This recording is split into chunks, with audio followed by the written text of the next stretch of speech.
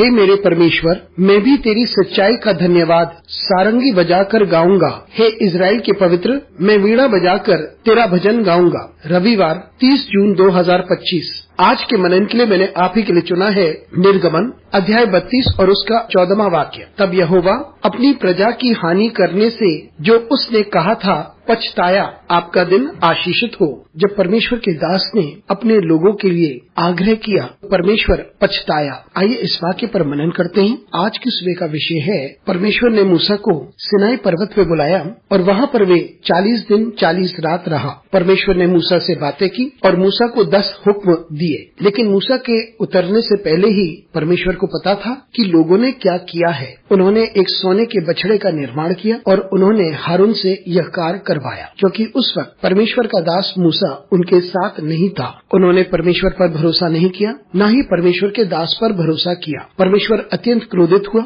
और उन सबको तबाह करना चाहता था जिन्होंने अपने आप को परमेश्वर से दूर कर लिया था और ऐसा कार्य किया जिससे परमेश्वर को कोई महिमा नहीं मिली। और उस वक्त मूसा ने परमेश्वर से बातें की और परमेश्वर से अपना निर्णय बदलने को कहा, क्योंकि लोग तो परमेश्वर के ही थे। और उसने कहा कि परमेश्वर इब्राहिम, इजाक और याकूब का परमेश्वर है और वही परमेश्वर है जिसने उन्हें मिस्र देश से बाहर निकाला। और परमेश्वर का नाम ही है जो इजराइल के लोगों पर स्थापित है। और यदि परमेश्वर स्वयं उन्हें दंड देता है तो यह भला नहीं है। तो मूसा जो परमेश्वर का दास है, उसने परमेश्वर से आग्रह किया और परमेश्वर पछताया। और जो तबाही परमेश्वर अपने लोगों पर लाना चाहता था, परमेश्वर ने ऐसा नहीं किया और ये सब मूसा की वजह से था। मित्रों, लोगों के प्रति हमारा भी उत्तरदायित्व है। ये हमारा परिवार हो सकता है, हमारे मित्र हो सकते हैं, हमारा समुदाय हो सकता है। बातें हो सकती हैं जो सही ना हो, क्योंकि लोग ऐसा कर रहे हैं। हमारा परिवार हो सकता है, हमारी कलीसिया हो सकती है,